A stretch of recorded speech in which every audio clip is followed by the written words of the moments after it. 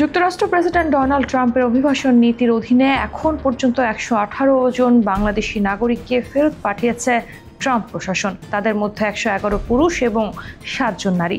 সবশেষ ঈদুল আজহার পরদিন 8 জুন একটি চার্টার্ড ফ্লাইটে 42 বাংলাদেশি ফেরত এসেছেন।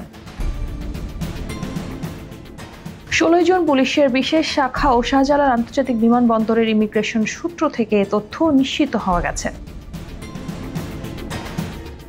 ইমিগ্রেশন পুলিশের এক কর্মকর্তা জানান, যুক্তরাষ্ট্র থেকে ফেরত আসা বাংলাদেশিদের সঙ্গে মানবিক আচরণ করা হয়েছে এবং কাউকে হাত করা পরানো হয়নি। বাংলাদেশ সরকারের অনুরোধে এই বিষয়টি ট্রাম্প প্রশাসনের কাছে জোরদার করা হয়েছিল। তবে 42 জন ফেরত ব্যক্তির মধ্যে 16 জনের পূর্ণ পরিচয় নিশ্চিত করা কঠিন হওয়ায় বাংলাদেশি কর্মকর্তারা কয়েক ঘন্টা পরিচয় যাচাইয়ে সময় ব্যয় করেন।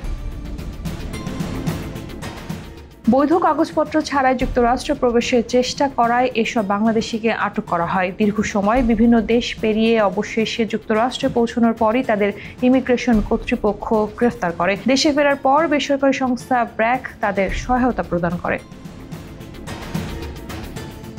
গত ফেব্রুয়ারি মাসে প্রেসিডেন্ট হিসেবে দায়িত্ব গ্রহণের পর থেকে অবৈধ অভিবাসীদের নিজ নিজ দেশে ফেরত পাঠানো শুরু করে ট্রাম্প প্রশাসন।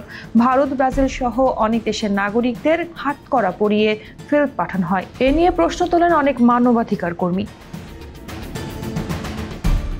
যুক্তরাষ্ট্র থেকে ফেরত আসা বাংলাদেশিরা জানান, টেক্সাস থেকে তাদের ফ্লাইটে তুলে দেশে পাঠানো হয়। ফিরিয়ে আনার সময় কাউকে হাত করা পরানো হয়নি। দেশে পৌঁছে শাহজালাল বিমানবন্দরে বেসরকারি সংস্থা ব্র্যাক তাদের সহায়তা দেয়।